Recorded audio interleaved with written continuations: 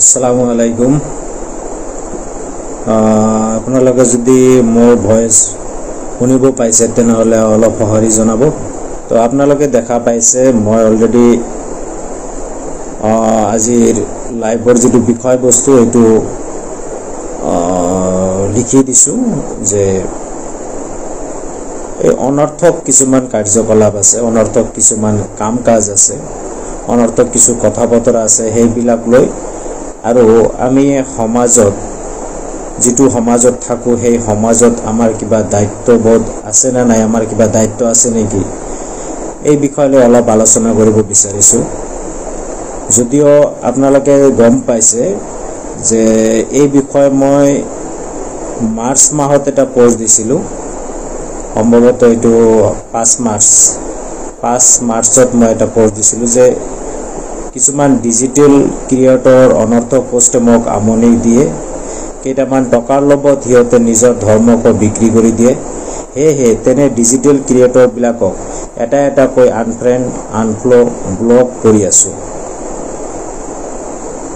আৰু দ্বিতীয়তে দিছিলো আৰ্থিক অসহায় এজন সমাজৰ অংশ নহয় নেকি, প্ৰয়োজনত সমাজৰ দায়িত্ব নাই নেকি, অৰ্থাৎ যিজন সমাজত অসহায় মানুহ অৰ্থাৎ আৰ্থিক অভাৱ অনাটনত আছে তেনেকুৱা এজন মানুহ সমাজৰ অংশ নহয় নেকি, অৰ্থাৎ আমি যিখন সমাজত আছো সেই সমাজৰ তেওঁ অংশ নহয় জানো, আৰু তেনেকুৱা মানুহৰ প্ৰয়োজনৰ সময়ত সমাজৰ কিবা দায়িত্ব নাই নেকি। এই দুটা বিষয় লৈ মই মাৰ্চ মাহত এটা পোষ্ট দিছিলো যে মই অতি শীঘ্ৰে ফেসবুক লাইভত আহিম, কিন্তু বিশেষ কিছু অসুবিধা থকাৰ বাবে আহিব পৰা নাই। আজি যদিও মই শাৰীৰিকভাৱে ইমান সুস্থতা নহওঁ, শাৰীৰিক ইমান সুস্থ নহওঁ মই, তথাপি লাইভত আহিছো, আপোনালোকৰ সন্মুখত আহিছো যাতে এই বিষয়ে মই যিখিনি বুজি পাইছো সেইখিনি আপোনালোকৰ লগত শ্বেয়াৰ কৰিব বিচাৰো। তো কোনোবাই যদি মোৰ লগত আহিব খোজে এই বিষয়ে আহিব পাৰে, নহলে মই অলপ সময়ৰ পিছতেই মূল বিষয়লৈ গুচি যাম। তো কোনোবাই যদি মোৰ লগত লাইভত আহিব বিচাৰিছে অনুগ্ৰহ কৰি তেওঁলোকে যাতে মোক ৰিকুৱেষ্ট পঠায়, এই বিষয়লৈ আলোচনা কৰিম। বিষয়টো হৈছে কিছুমান ডিজিটেল ক্ৰিয়েটৰ যিসকলে ফেসবুকতে বিভিন্ন প্ৰকাৰৰ ভিডিঅ' বনায়, বিভিন্ন প্ৰকাৰৰ পোষ্ট দিয়ে। সেইবিলাক পোষ্ট কেতিয়াবা মই মানে এইবিলাক চাই আছো যেটো সমাজৰ একো লাভ হোৱা নাই যেন মোক লাগিছে। আপোনালোকৰ যদি তেনেকুৱা অনুভৱ হৈছে তেনেহলে মোৰ লাইভত আহিব পাৰে আৰু নিজৰ মতামত দাঙি ধৰিব পাৰে। যেহেতু আমাৰ দেশ ভাৰতবৰ্ষ আৰু এই ভাৰতবৰ্ষৰ সংবিধানে আমাক বাক স্বাধীনতা দিছে, গতিকে আমিও আমাৰ বাক স্বাধীনতাটো অৱলম্বন কৰি আমি আমাৰ মতটো প্ৰকাশ কৰিব পাৰিম। তেনেকৈ যিসকলে ডিজিটেল ক্ৰিয়েটৰ যিসকলে আছে তেওঁলোকেও বাক স্বাধীনতা আছে, তেওঁলোকৰ বাক স্বাধীনতা মতে তেওঁলোকে ভিডিঅ' বনাব, তেওঁলোকে কথা বতৰা পাতিব, সেইটো তেওঁলোকৰ কথা। কিন্তু এজন মানুহ হিচাপে, এজন সৃষ্টিশীল জীৱ হিচাপে আমি সেইবিলাক বিষয় আলোচনা সমালোচনা কৰিব পাৰোঁ যে সেই বিষয়সমূহ আমাৰ সমাজত কি প্ৰভাৱ পেলাইছে, আমাৰ সমাজত কি বৰংগনি যোগাইছে, এই বিষয়ে আমি আলোচনা কৰিব পাৰোঁ। যদি কোনোবা ইচ্ছুক হয় তেনেহলে মোৰ লগত ফেসবুক লাইভত ৰিকুৱেষ্ট পঠাব পাৰে, ইনশাআল্লাহ তেওঁক একচেপ্ট কৰা হ'ব। যদি কোনোবাই আছে আপোনালোকে আহিব পাৰে। তো যেই হোক, তো আজি আৰম্ভ কৰিছো ডিজিটেল ক্ৰিয়েটৰৰ বিষয় লৈ। যিসকলে ফেসবুক চলায় তেওঁলোকে কম বেছি পৰিমাণে গম পায় যে বৰ্তমান ফেসবুকৰ পৰা আমি উপাৰ্জন কৰিব পাৰোঁ। আৰু তেনে উপাৰ্জন হালাল নে হাৰাম সেই বিষয়ে মই ক'বলৈ নাযাওঁ, কিন্তু তেনে উপাৰ্জন বহুতে ফেচবুকৰ পৰা কৰি আছে। তেওঁলোকে নাচায় যে এই যিটো তেওঁলোকে বিজনেছ কৰি আছে বা তেওঁলোকে যিটো উপাৰ্জন কৰি আছে এইটো ইছলাম অনুযায়ী কিমান দূৰ স্বীকৃতিপ্ৰাপ্ত, বা তেওঁলোকে যিটো কণ্টেণ্ট ক্ৰিয়েট কৰি আছে সেই কণ্টেণ্টটো সমাজৰ কাৰণে কিমান উপকাৰী, এই বিষয়টো আমি আলোচনা কৰিব লাগিব। ফেচবুক খুলিলেই কিছুমান কমন কিছুমান ফেচবুক পোষ্ট পাওঁ, যেনেকুৱা শুভ ৰাতিপুৱা, শুভ দুপৰীয়া, শুভ আবেলি, শুভ সন্ধিয়া, শুভ ৰাতি, এনেকুৱা এজন মানুহৰ অন্তত 4-5টা পোষ্ট আমি ফেচবুকত পাই থাকোঁ।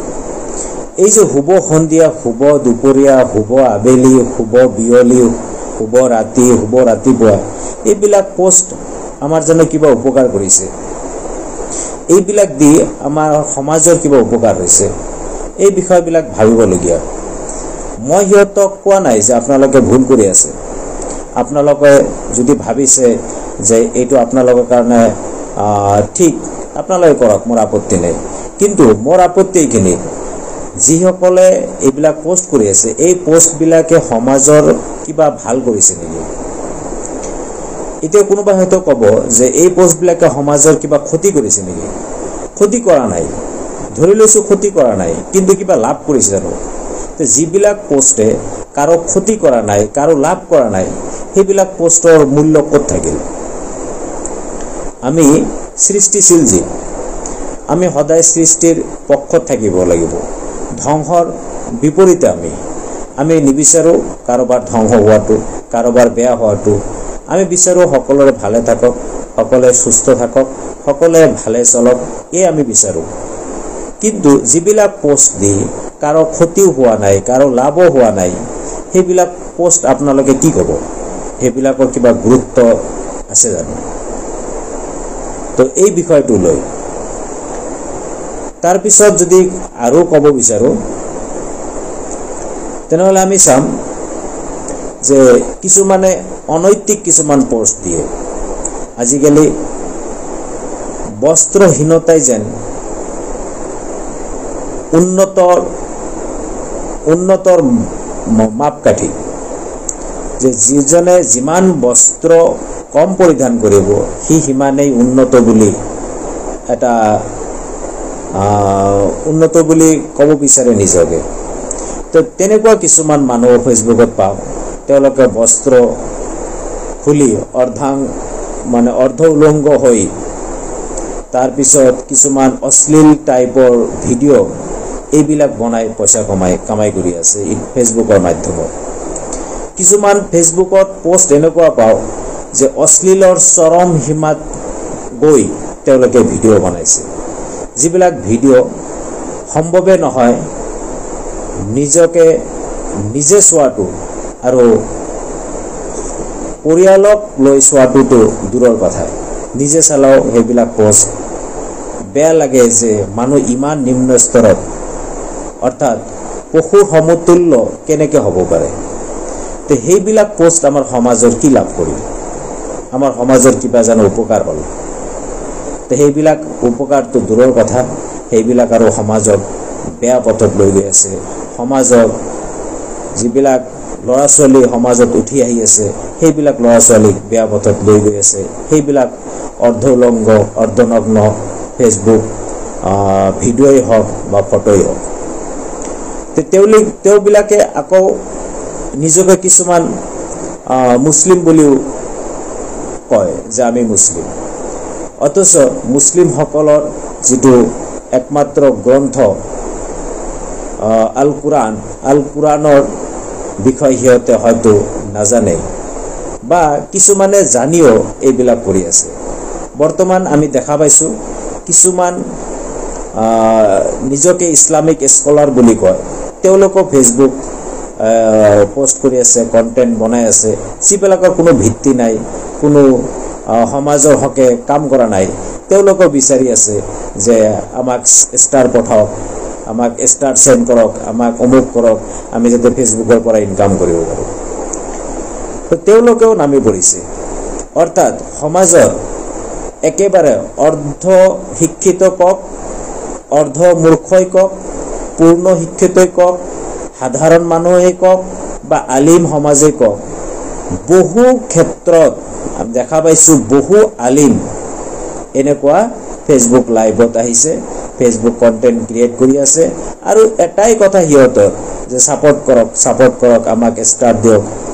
এইবিলাক যেন আমি এজন মানে ডিজিটেল মই ভিকাৰী ক'ব বিচাৰি আছোঁ যে আমি ডিজিটেল ভিকাৰীও হৈ গৈছোঁ নেকি?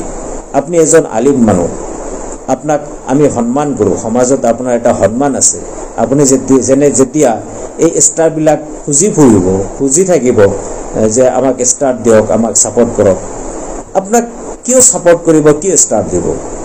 আপুনি দেখোন ৰাতিপুৱা হ'লে শুভ ৰাতিপুৱা, আবেলি হ'লে শুভ আবেলি, শুভ সন্ধিয়া এইবিলাক পোষ্টে দিয়ে। তা আপোনাক কিয় ছাপৰ্ট কৰিব, কিয় ষ্টাৰ দিব? তো এই কথাবিলাক ভাবিবলগীয়া। যিসকল শিক্ষিত নহয়, মূৰ্খ, তেওঁলোকতো বনাই আছে আৰু কিছুমান দিনটো অৰ্থাৎ 5 ঘণ্টা 6 ঘণ্টা 7-8 ঘণ্টালৈকে এই ফেচবুকৰ লগত জড়িত হৈ থাকে আৰু তেওঁলোকে বিচাৰে যে তেওঁলোকে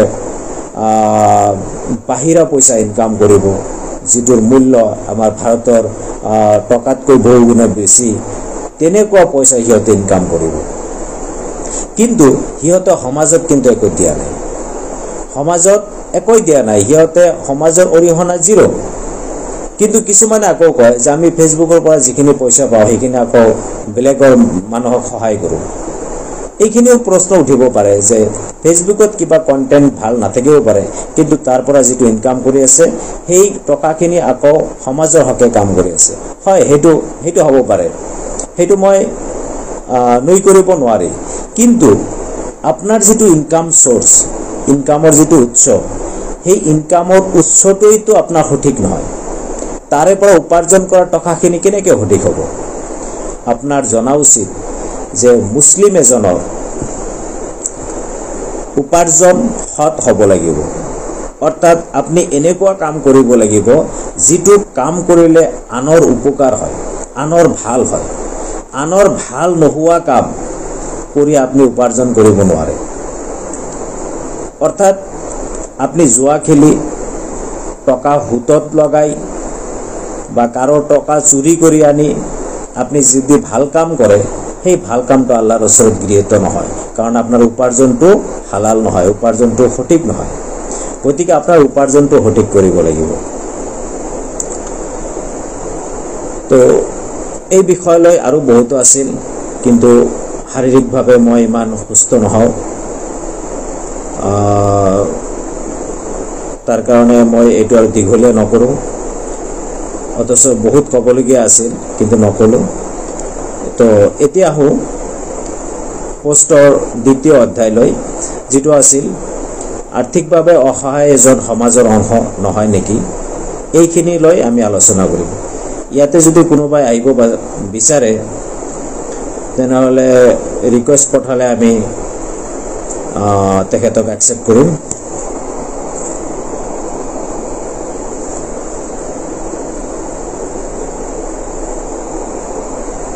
আচ্ছা, ফখৰুল ইছলাম ইজ ৱাচিং, bring them on camera. Fakhrul ইছলামক মই চেষ্টা কৰি আছোঁ কেমেৰাত আনিবলৈ, কিন্তু ইয়াতে this person was unable to join because of technical issue দেখাই আছে, গতিকে আপোনাক লোৱাটো সম্ভৱ নহ'ল। আৰু আছিল শাহনুৰ ৰহমান, তেখেতক মই আনিব বিচাৰোঁ, তেখেতৰো ছেম টেকনিকেল প্ৰব্লেম। ইয়াতে কৈ থওঁ, যদি কোনোবাই আহিব বিচাৰে লাইভত মোৰ লগত, তেনেহ'লে আপুনি পোষ্টটো শ্বেয়াৰ কৰক। হয়তো শ্বেয়াৰ কৰিলে আপোনাৰ কেমেৰাত আনাটো পচিবল হ'ব, নহ'লে টেকনিকেল ইছ্যু দেখাই আছে, নাজানো কি প্ৰব্লেম।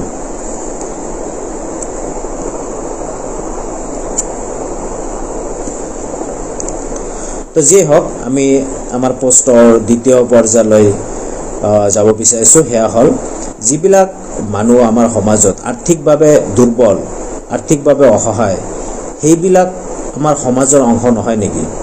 আমি সিহঁতক সমাজৰ অংশ বুলি নাভাবোঁ নেকি? বা আমাৰ সমাজৰ প্ৰয়োজনীয়তা কি? আমি কিয় সমাজ পাতি বাস কৰোঁ? এই বিষয় লৈ অলপ আলোচনা কৰিম। প্ৰথমে ক'ব বিচাৰোঁ যে আমি সমাজ পাতি কিয় থাকোঁ? আমি সৰুতে পঢ়িছিলোঁ মানুহ সমাজপ্ৰিয় জীৱ। মানুহ সমাজত থাকি ভাল পায়, অকলশৰীয়া হৈ থকা মানুহে নিবিচাৰে। তো এই যে আমি সৰুতে পঢ়িছিলোঁ মানুহ সমাজপ্ৰেমী জীৱ, তো আমি সমাজ পাতি বসবাস কৰোঁ। তো এই সমাজ পাতি বসবাস কৰাৰ লাভ কি? তো এই বিষয়ে যদি আলোচনা কৰোঁ তেনেহ'লে আমি কোৰাণৰ বহুতকেইটা আয়াত পাম যে তাতে আমি কিয় এজনে এজনক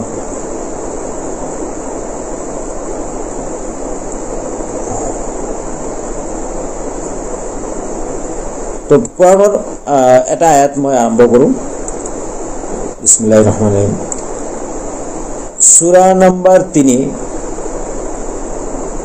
আয়াত নম্বৰ 134 আল্লাহে কৈছে, মই অসমীয়া অৰ্থটো কৈ আছোঁ, যিসকলে সচ্ছল আৰু অসচ্ছল অৱস্থাত ব্যয় কৰে আৰু যিসকল ক্ৰোধ সংবৰণকাৰী, মানুহৰ প্ৰতি ক্ষমাশীল আৰু আল্লাহে মুহচিনসকলক ভাল পায়। চাওক, যিসকলে সচ্ছল আৰু অসচ্ছল অৱস্থাত ব্যয় কৰে, অৰ্থাৎ আপুনি সচ্ছলে হওক বা অসচ্ছল হওক, আপুনি ধনীয়ে হওক বা দুখীয়া, তাৰ পিছতো আপুনি ব্যয় কৰে, অৰ্থাৎ মানুহৰ হকে, মানুহৰ ভালৰ বাবে আপুনি খৰচ কৰে। হ'ব পাৰে আপোনাৰ নিজৰ বাবে, নিজৰ ল'ৰা ছোৱালী, সন্তানৰ বাবে, আত্মীয় স্বজনৰ বাবে বা আপোনাৰ সমাজৰ মানুহৰ বাবে আপুনি যেতিয়া ব্যয় কৰে আৰু নিজৰ ক্ৰোধ সংবৰণ কৰে, আৰু যেতিয়া আপোনাৰ খং উঠে, ক্ৰোধ উঠে, তেতিয়া আপুনি সেই ক্ৰোধটোক কণ্ট্ৰল কৰে, মানুহৰ প্ৰতি ক্ষমাশীল আৰু সেইজন মানুহ আনক ক্ষমা কৰি দিয়ে, আৰু তেনেকুৱা মানুহক আল্লাহে কৈছে মুহচিন, আৰু এই মুহচিনসকলক আল্লাহে ভাল পায়।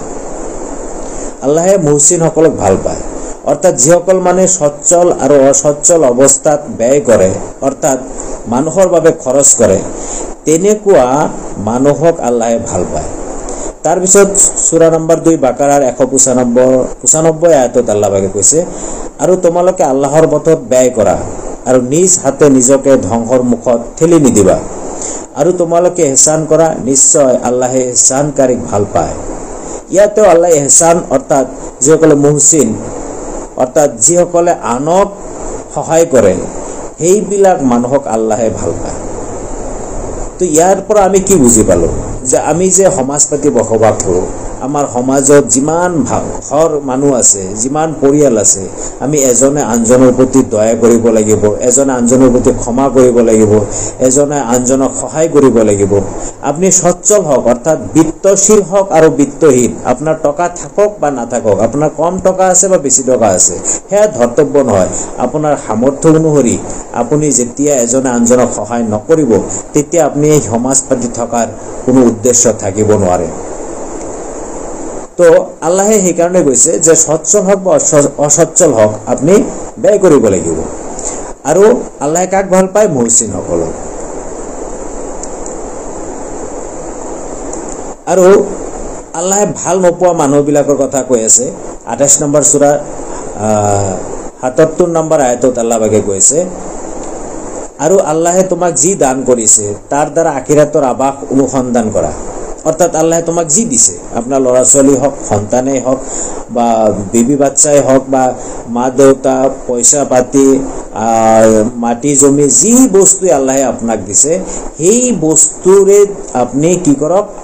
আখিৰাতৰ আৱাস অনুসন্ধান কৰক। অৰ্থাৎ এইবিলাকৰ সৎ ব্যৱহাৰ কৰক, আৰু পৃথিৱীৰ পৰা তোমাৰ অংশখিনি নাপাহৰিবা। আৰু তুমি তোমাৰ পৃথিৱীত যিটো অংশ আছে, অৰ্থাৎ মা দেউতাৰ সম্পত্তিৰ অধিকাৰ আপোনাৰ আছে। ধনী মানুহৰ সম্পদত আপুনি যদি দুখীয়া হয়, তেনেহ'লে ধনী মানুহৰ সম্পদত আপোনাৰ অধিকাৰ আছে, আপোনাৰ অংশ আছে। সেইখিনি আল্লাহে নাপাহৰিবলৈ কৈছে, যে তুমি পাহৰি নাযাবা তোমাৰ পৃথিৱীৰ অংশখিনি। তুমিও অনুগ্ৰহ কৰা যেনেকৈ আল্লাহে তোমাৰ প্ৰতি অনুগ্ৰহ কৰিছে। আৰু কি কৈছে আল্লাহে, তুমি অনুগ্ৰহ কৰা, অৰ্থাৎ মানৱ জাতিক তুমি অনুগ্ৰহ কৰা বা জীৱ জাতিক তুমি অনুগ্ৰহ কৰা, যেনেকৈ অনুগ্ৰহ কৰিছে আল্লাহে। অৰ্থাৎ আল্লাহে তোমাক অনুগ্ৰহ কৰিছে। কেনেকৈ অনুগ্ৰহ কৰিছে? তোমাৰ জীৱনটো দিছে, তোমাৰ চকুৰ দুটা দিছে, তোমাৰ নাকটো দিছে, তুমি শুনিব পাৰা, চাব পাৰা, বুজিব পাৰা, তুমি লৰচাৰ কৰিব পাৰা, তুমি সুখ দুখ বুজা অনুভৱ কৰা। এই যে সুবিধাবিলাক দিছে, আপোনাক নিশ্বাস ল'বলৈ অক্সিজেন দিছে, খাবলৈ পানী, খাদ্যবস্তু এইবিলাক দান কৰিছে। এই যে অনুগ্ৰহ কৰিছে আল্লাহে, তোমাক অনুগ্ৰহ কৰিছে। এতিয়া তুমিও মানুহক অনুগ্ৰহ কৰা। অৰ্থাৎ ইয়াতে হিন্দু, মুছলিম, খ্ৰীষ্টান, বৌদ্ধ, জৈন, ইছাই একো নাই, যিকোনো মানুহক তুমি অনুগ্ৰহ কৰা। কিয়? কাৰণ তোমাক আল্লাহে অনুগ্ৰহ কৰিছে। তো তুমি কিয় আজি অনুগ্ৰহ নকৰিবা? সেই কথাটো আল্লাহে কৈছে, তুমিও অনুগ্ৰহ কৰা যেনেকৈ আল্লাহে তোমাৰ প্ৰতি অনুগ্ৰহ কৰিছে। আৰু পৃথিৱীৰ বুকত বিপৰ্যয় সৃষ্টি কৰাৰ ইচ্ছা নকৰিবা। আৰু কৈছে কি, এই পৃথিৱীত বিপৰ্যয় অৰ্থাৎ হিংসা, বিদ্বেষ, মাৰামাৰি, খুন খাৰাবি এইবিলাক কৰিবলৈ আল্লাহে মানা কৰিছে। নিশ্চয় আল্লাহে বিপৰ্যয় সৃষ্টিকাৰীসকলক ভাল নাপায়। আৰু আল্লাহে কাক ভাল নাপায়? বিপৰ্যয় অৰ্থাৎ যিবিলাক মানুহে পৃথিৱীত বিবাদ সৃষ্টি কৰিছে, মাৰামাৰি সৃষ্টি কৰে, এইবিলাক মানুহক আল্লাহে ভাল নাপায়। আৰু আল্লাহে কাক ভাল পায়? আগৰ আয়াতত আল্লাহে ভাগে কৈ আছো, যিটো যে সূৰা বাকাৰাৰ 195 নম্বৰ আয়াতত কৈছে, সূৰা ইমৰানৰ 134 নম্বৰ আয়াতত কৈছে যে আল্লাহে মুহচিনসকলক অৰ্থাৎ ইহসানকাৰীসকলক আল্লাহে ভাল পায়। আৰু আল্লাহে বেয়া পায় যিবিলাক মানুহে পৃথিৱীত বিপৰ্যয় সৃষ্টি কৰিছে। আচ্ছা, তাৰপিছত চাওক, আপুনি যদি ধনী মানুহ, আপোনাৰ যদি পইচা আছে, সম্পত্তি আছে, তেনেহ'লে আল্লাহ পাকে কোৰাণত কৈছে 70 নম্বৰ সূৰা 24 নম্বৰ আয়াতত আল্লাহ পাকে কৈছে, আৰু যিসকলৰ ধন সম্পদত নিৰ্ধাৰিত হক আছে, 25 নম্বৰ আয়াতত কৈছে একেটা সূৰাৰে, খোজনীয়া, মগনীয়া আৰু বঞ্চিত সকলৰ বাবে।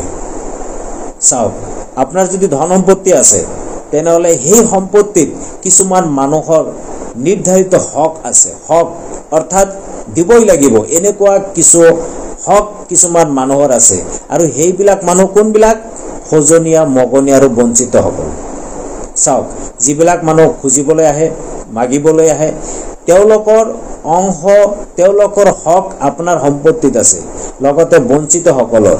আৰু যিসকল মানুহ বঞ্চিত হৈছে, তো এই বঞ্চিতসকল কোন?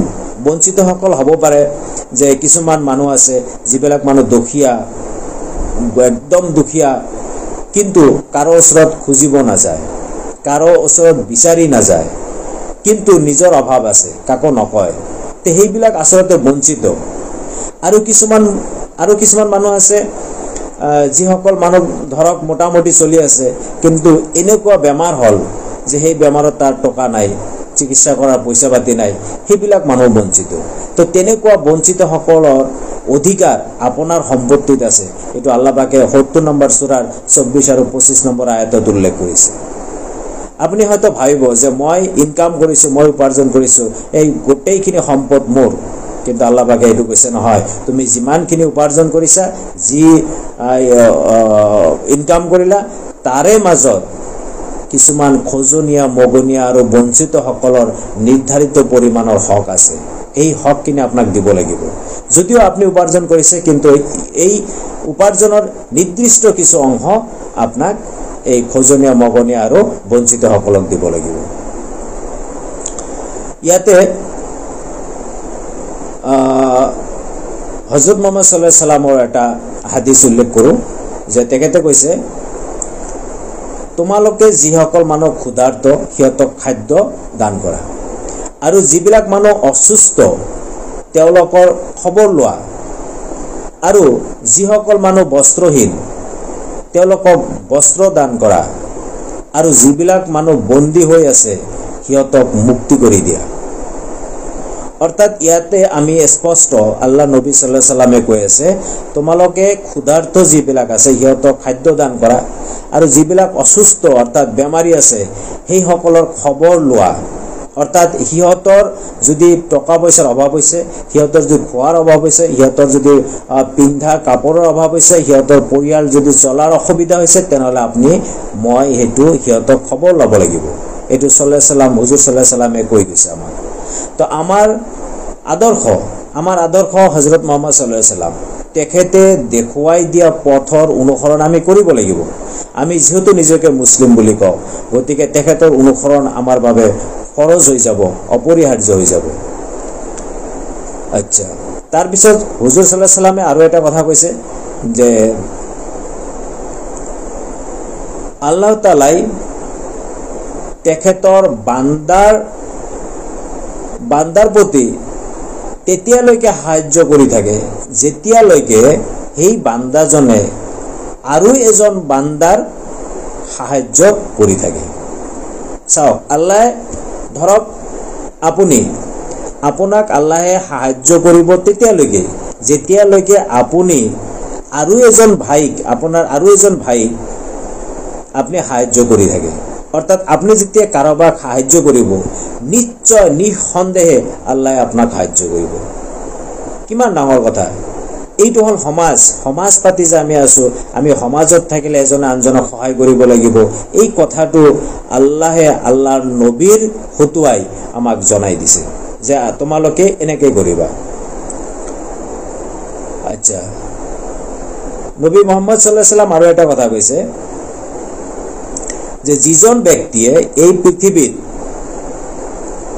আন কাৰোবাৰ এটা প্ৰয়োজন পূৰণ কৰিব, পৰকালত অৰ্থাৎ মৃত্যুৰ পিছত আল্লাহে সেইজন মানুহৰ 100টা প্ৰয়োজন পূৰণ কৰি দিব। চাওক, যিজন মানুহে এই পৃথিৱীত আন কাৰোবাৰ এটা প্ৰয়োজন পূৰণ কৰিব, সেই মানুহজনৰ আখিৰাতৰ দিনা অৰ্থাৎ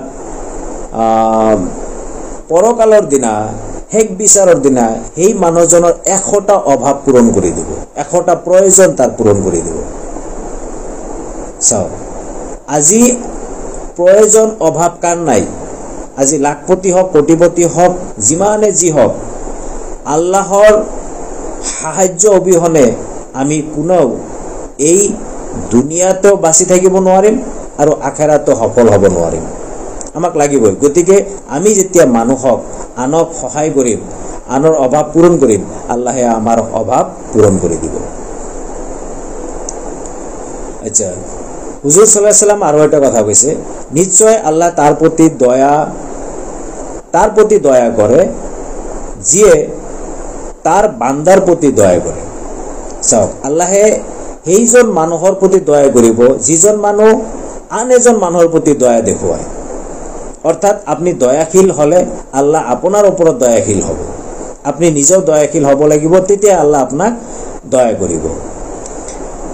তো এই বিষয়ে আল্লাহ পাকে কোৰআনত কৈছে যে মুমিনসকল পৰস্পৰে ভাই ভাই, হে তোমালোকে নিজ ভাতৃসকলৰ মাজত আপোচ মীমাংসা কৰি দিয়া, লগতে আল্লাহৰ তাকৱা অৱলম্বন কৰা যাতে তোমালোকে অনুগ্ৰহ প্ৰাপ্ত হোৱা।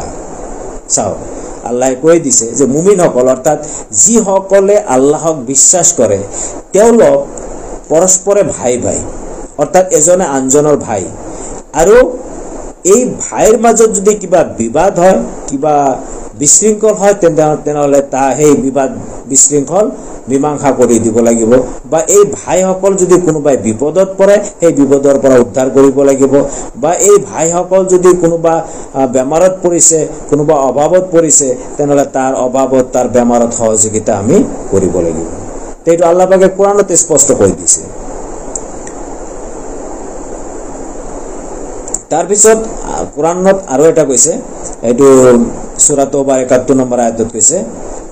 আগৰটো আছিল ৪৯ নম্বৰ সূৰা হুজুৰাত আৰ 10 নম্বৰ আয়াতত কৈছে যে মুমিনসকল পৰস্পৰ ভাই ভাই। এতিয়া সূৰা তওবাৰ ৭১ নম্বৰ আয়াতত আল্লাহ পাকে কৈছে মুমিন পুৰুষ আৰু মুমিন নাৰী ইজনে সিজনৰ বন্ধু, অভিভাৱক বা সহচৰ। আল্লাহ পাকে কৈ দিছে মুমিন পুৰুষ আৰু মুমিনা নাৰী। ইয়াতে অকল পুৰুষক কোৱা নাই, অৰ্থাৎ যিসকল পুৰুষ বা নাৰী আল্লাহৰ প্ৰতি ইমান আনিছে, আল্লাহৰ প্ৰতি বিশ্বাস স্থাপন কৰিছে, তেওঁলোকে ইজনে সিজনৰ বন্ধু। অৰ্থাৎ এজনৰ বিপদত আন এজন থিয় হ'ব লাগিব। এজনৰ বিপদ হলে আন এজন বন্ধু আহি তেখেতৰ ওচৰত থিয় দিব, বা তেখেতৰ প্ৰয়োজনত আন এজন আহি থিয় দিব লাগিব। তো এই বস্তুটো আল্লাহ পাকে আমাক শিকাই গৈছে কোরআনত তো আমি যদি কোরআন অধ্যয়ন নকৰোঁ তেনেহ'লে আমি কেনেকৈ বুজি পাম যে আল্লাহ পাকে আমাক কি মেছেজ দিছে?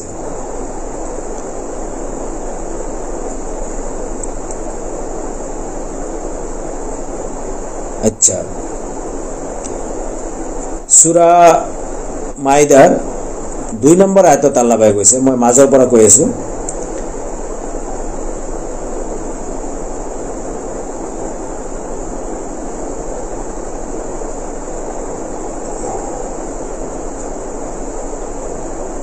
সৎকৰ্ম আৰু তাকৱাৰ বিষয়ে তোমালোকে পৰস্পৰক সহায় সহযোগিতা কৰিবা। আল্লাহে কৈছে কি কামত আমি এজনে আনজনক সহায় কৰিম? এইটো হৈছে সৎকৰ্ম আৰু তাকৱাৰ বিষয়। সৎকৰ্ম এতিয়া কি? প্ৰতিটো ভাল কাম, অৰ্থাৎ যিবিলাক কাম মানুহৰ কাৰণে মংগল, এনেকুৱা প্ৰতিটো কামেই হৈছে সৎকৰ্ম।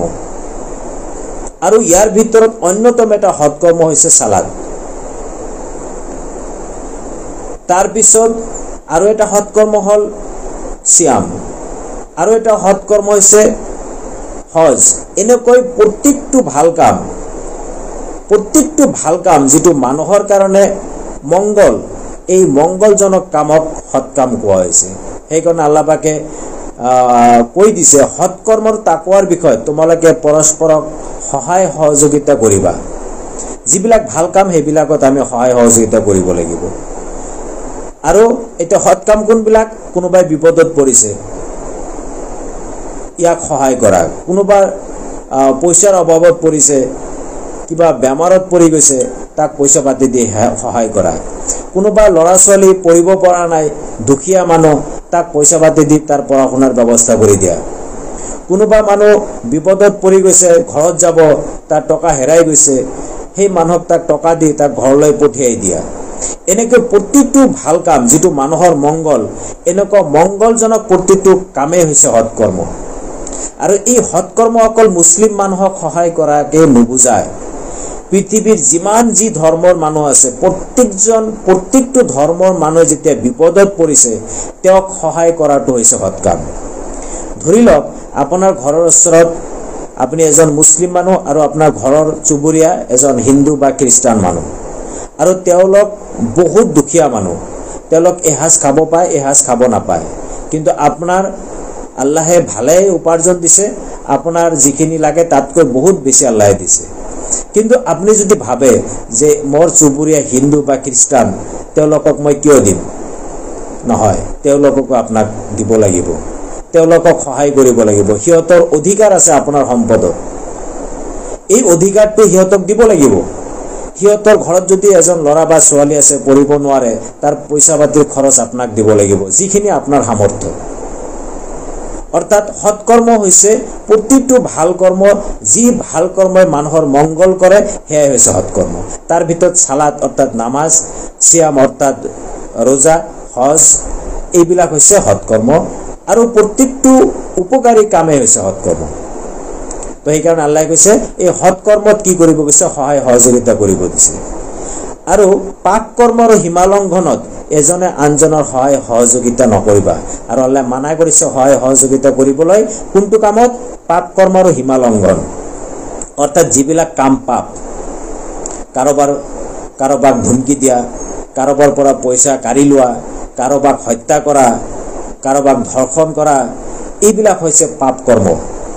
আৰু সীমালংঘন হৈছে আপোনাৰ আল্লাহে যিটো সীমা দিছে যে এই সীমাৰ ভিতৰত থাকি তুমি তোমাৰ জীৱন পাৰ কৰিব লাগিব, এই সীমাৰ বাহিৰত যাব নোৱাৰিব। অৰ্থাৎ প্ৰত্যেকটো যদি আপুনি ভালকৈ বিচাৰ কৰে তেনেহ'লে প্ৰত্যেকটো পাপ কৰ্ম হৈছে আল্লাহৰ সীমাৰেখাৰ বাহিৰৰ বস্তু।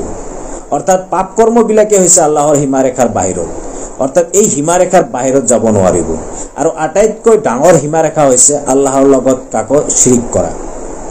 এই শিৰিক কৰিব নোৱাৰে, অৰ্থাৎ আল্লাহৰ লগত অংশীদাৰ স্থাপন কৰা, এইটো হৈছে আটাইতকৈ ডাঙৰ সীমালংঘন। তো এই সীমালংঘন আপুনি কৰিব নোৱাৰে যদি আপুনি মুছলিম হয়। আৰু আপুনি যদি মুছলিম নহয়, আপুনি যদি আল্লাহক নামানে, তেনেহ'লে তো এইবিলাক আয়াত আপোনাৰ বাবে প্ৰযোজ্য নহ'ব। তো এই দুটা বস্তু আল্লাহে কৈছে সহায় সহযোগিতা কৰিব দিছে। অৰ্থাৎ যিবিলাক সৎকৰ্ম আৰু তাকৱাৰ বিষয়, অৰ্থাৎ যিবিলাক বিষয়টো আল্লাহক ভয় কৰাৰ নিচিনা যিবিলাক বিষয় আছে সেইবিলাকক সহযোগিতা কৰিব লাগিব। অৰ্থাৎ মানুহক বুজাব লাগিব যে এইবিলাক এই পৰা বাচি থাকিব লাগিব, তেতিয়া আমি আল্লাহৰ সন্তুষ্টি অৰ্জন কৰিব পাৰিম। অৰ্থাৎ যাৰ অন্তৰত যিমান বেছি আল্লাহৰ প্ৰতি ভয় আছে তাৰ তাকৱা সিমানেই বেছি। আৰু দ্বিতীয়তে সহায় সহযোগিতা কৰিবলৈ মানা কৰিছে কোনটো কামত? পাপ কৰ্ম আৰু সীমা লংঘন। তো এই দুটা বস্তু আমি পাই গ'লো। অৰ্থাৎ সমাজত আমি সদায় ভাল কৰ্মবিলাকত সহায় সহযোগিতা কৰিব লাগিব, য'ত বেয়া কৰ্ম চলি আছে, য'ত পাপ কৰ্ম চলি আছে সেইবিলাকত সহায় সহযোগিতা কৰা উচিত নহ'ব। পাৰ্থিৱ জীৱন লৈ কোৰাণত আল্লাহ পাকে বহুত আয়াতত কৈছে এই পাৰ্থিৱ জীৱন হৈছে ক্ষণস্তীয়া জীৱন, পাৰ্থিৱ জীৱন হৈছে ভোগৰ জীৱন, এই পাৰ্থিৱ জীৱন একোৱেই নহয়, আৰু আখিৰাতৰ জীৱন হৈছে উত্তম, আৰু আখিৰাতৰ জীৱন হৈছে সৰ্বশ্ৰেষ্ঠ, আৰু আখিৰাতৰ জীৱন কেতিয়াও শেষ নহয়। অৰ্থাৎ আমি পাৰ্থিৱ জীৱনত যিবিলাক বস্তু পাই আমি আপোন পাহৰা হৈ পৰিছোঁ, সেইবিলাক বস্তু ক্ষণস্থায়ী, কিছুদিনৰ বাবে। তাৰপিছত আমি এইবিলাক এৰি গুচি যাব লাগিব, আৰু এইবিলাকৰ কোনো লাভ আমি আখিৰাতত নাপাম। কিন্তু আখিৰাতৰ কাৰণে যেতিয়া আমি কিবা কাম কৰোঁ তেনেহ'লে আমি আখিৰাততো লাভ কৰিম, এই পৃথিৱীতো আমি লাভ কৰিব পাৰিম। তো গতিকে পাৰ্থিৱ জীৱনৰ আশা কৰি আমি বহুতো কিবা কিবি কৰিছোঁ, যিবিলাক মই প্ৰথম পৰ্যায়ত কৈছিলোঁ যে অলপ কেইটামান টকাৰ বাবে আমি নিজৰ ধৰ্মক বিসৰ্জন দিওঁ, নিজৰ অস্তিত্বক বিসৰ্জন দিওঁ, নিজৰ জাতিক বিসৰ্জন দিওঁ, নিজৰ ইমানক বিসৰ্জন দিওঁ। অলপ কেইটা টকাৰ বাবে আমি বেয়াতকৈ বেয়া ভিডিঅ' বনাওঁ। কিহৰ কাৰণে? কেইটামান টকা পাম। কিহৰ কাৰণে? মই সমাজত ভাইৰাল হৈ পৰিম, সামাজিক মাধ্যমত ভাইৰাল হৈ পৰিম, ইয়াৰ বাবে। এইবিলাক কেতিয়াও কোৰাণ সমৰ্থিত নহয়, কেতিয়াও কোৰাণে এইবিলাক সমৰ্থন কৰা নাই। আৰু যিহেতু আমি মুছলিম, গতিকে আমি কাৰো লগত বেয়া ব্যৱহাৰ কৰিব নোৱাৰোঁ, সকলোকে সমান দৃষ্টিৰে চাব লাগিব। সি বেয়াই হওক ভালেই হওক আমি তাৰ লগত ভাল ব্যৱহাৰ কৰিব লাগিব। আৰু যিবিলাক একেবাৰে বেয়া, যিবিলাকৰ ধাৰণা হয় যে সিহঁতে ঘূৰি আহিব, ভাল ৰাস্তাত ঘূৰি নাহে, সেইবিলাকত এভইড কৰাইটো মোৰ পক্ষে ভাল, বা কোৰাণে তেনেকুৱাই ক'ব বিচাৰে। তো যিয়ে হওক, এই ডিজিটেল ক্ৰিয়েটৰ অৰ্থাৎ এইবিলাক কণ্টেণ্ট ক্ৰিয়েটৰ যিবিলাক আছে তেওঁবিলাকক মই অনুৰোধ কৰিম, আপোনালোকে উপাৰ্জন কৰিব বিচাৰে হালাল উপাৰ্জন কৰক, ভিডিঅ' বনাব বিচাৰে ভাল মেছেজ দি ভিডিঅ' বনাওক, যাতে সমাজৰ উপকাৰ হয়, যাতে মানুহৰ উপকাৰ হয়, যাতে মানুহে কিবা শিকিব পাৰে, জানিব পাৰে, সেইবিলাক তেনেকুৱা ভিডিঅ' বনাওক, এইটো মই আশা ৰাখিম। তো যিয়ে হওক, মোৰ এই লাইভ ভিডিঅ'ত যদি কোনোবাই ব্যক্তিগতভাৱে আঘাত পাই থাকে তেনেহ'লে মই ক্ষমা বিচাৰিছোঁ, কাৰণ এই মোৰ ভিডিঅ' কাৰো ব্যক্তিগতভাৱে আঘাত দিয়াৰ বাবে বনোৱা নাই। মই যিখিনি কোৰাণ হাদিছৰ পৰা বুজি পাইছোঁ সেইখিনি আলোচনা কৰিছোঁ। যদি কোনোবাই মোৰ কোনো কথাত আঘাত পাইছে তেনেহ'লে মোক ক্ষমা কৰি দিব। মই কাকো শত্ৰু বুলি নাভাবোঁ যে মই কিবা সিহঁতে মোক বেয়া কৰিছে, কিবা মোৰ ক্ষতি কৰিছে, তো এইটো কোনেও মোক কৰা নাই। কিন্তু মই অনুৰোধ ৰাখিম, আপোনালোকে যিসকলে ভিডিঅ' বনাব বা যিসকলে কণ্টেণ্ট ক্ৰিয়েট কৰিব, এনেকুৱা কণ্টেণ্ট ক্ৰিয়েট কৰক যিটো জাতিৰ কাৰণে, সমাজৰ কাৰণে, মানুহৰ কাৰণে লাভদায়ক হয়। যিয়ে হওক, আজিলৈ ইমানেই। আসসালামু আলাইকুম ওয়া ৰাহমাতুল্লাহি ওয়া বাৰাকাতুহু।